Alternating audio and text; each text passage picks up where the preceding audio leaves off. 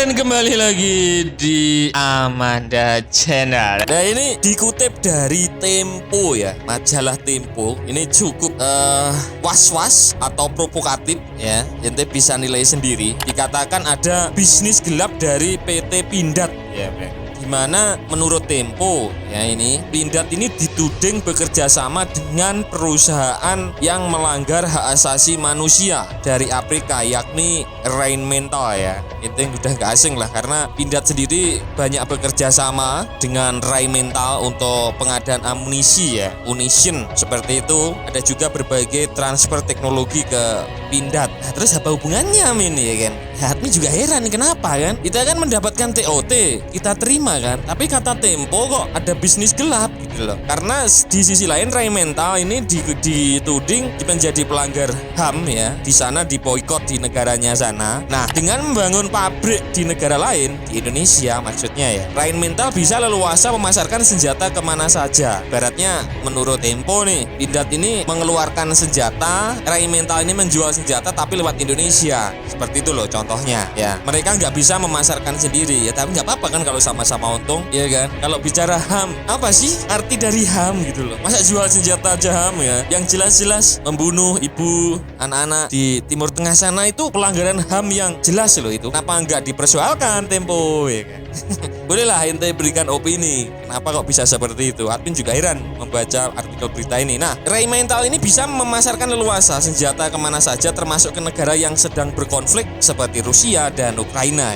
Laporan tim investigasi Europa menyebut Pindad sudah menyiapkan pabrik amunisi kaliber besar yang menjadi bagian dari kerjasama dengan RDM. RDM itu Jerman kalau nggak salah ya. Rheinmetall dan RDM ternyata sudah mengirimkan komponen serta mesin untuk membuat peluru kaliber besar di Indonesia. Pada saat 2019 tercatat RDM 6 kali mengirim bubuk peluncur peluru, komponen amunisi meriam, dan pemicu ledak ke Pindad yang nilai transaksinya 4,18 juta US dollar atau sekitar 67,58 miliar. Tuh kan, itu kan bahan peledak. Kenapa ente permasalahkan? Maksud admin kan itu senjata dibuat untuk stok senjata TNI, kan juga kita perlu gitu loh. Masa Pindad suruh buat wajan kendaraan gitu misalkan, alat-alat masak, alat-alat pertanian, ya nggak mungkin lah bos. Ini kalau ini dikembosin atau gimana ini menurut admin Pindadnya ini ya kan? Boleh ketika berikan opini ya, kerjasama dengan Rheinmetall, tapi disebut kerjasama ini sebagai kerjasama yang gelap gitu loh Bran. Kalau setiap kerjasama dengan perusahaan asing, terus perusahaan asing tersebut melanggar HAM ya kan, apa sih HAM?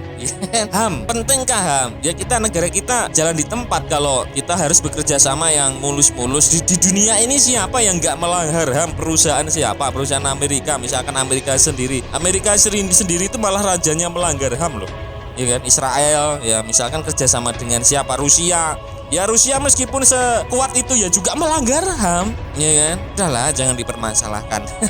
Seperti itu kalau menurut opini admin ya. Jadi Pindad sendiri itu dengan Rheinmetall itu banyak melakukan kerjasama ya. Yang baru-baru saja ada kerjasama ya antara Pindad, Abraham Maus, dan Executive Manager Business Development and Sales Rheinmetall ya, yang menuti masuk strategis propelan dan komponen amunisi kaliber 40 mm.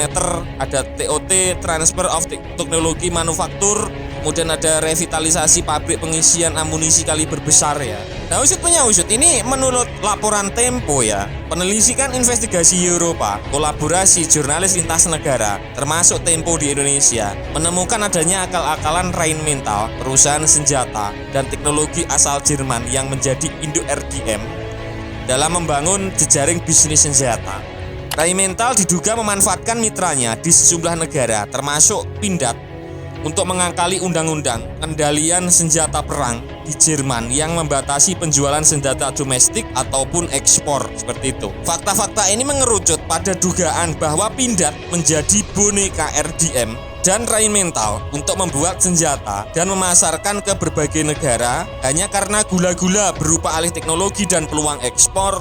Pindad menjadi kaki tangan perusahaan asing untuk memuluskan rencana curangnya. Padahal keuntungan dari transfer teknologi juga masih dipertanyakan, mengingat adanya kecenderungan produsen senjata asing hanya mengirimkan produk untuk dirakit di Indonesia. Mereka biasanya enggan membangun fasilitas riset dan pengembangan bersama yang menjadi wujud dari alih teknologi seutuhnya. Seperti itu ya katanya Tempo, ini media Tempo. Karena itu tak ada alasan bagi pemerintah mengizinkan Pindad melanjutkan kerjasama dengan Rheinmetall dan RDM. Dan itu disuruh menghentikan kerjasamanya. Terus kita kalau buat amunisi terus gimana solusinya? Ya kan kita kan dapat itu kan ilmu mahal. Tempo menyebutkan resiko besar dari kerjasama ini adalah persoalan hukum. Mengingat perusahaan asing itu sudah melanggar regulasi di negaranya, Indonesia juga bisa dipersoalkan di forum internasional karena memfasilitasi produsen senjata yang menerabas aturan soal transfer senjata.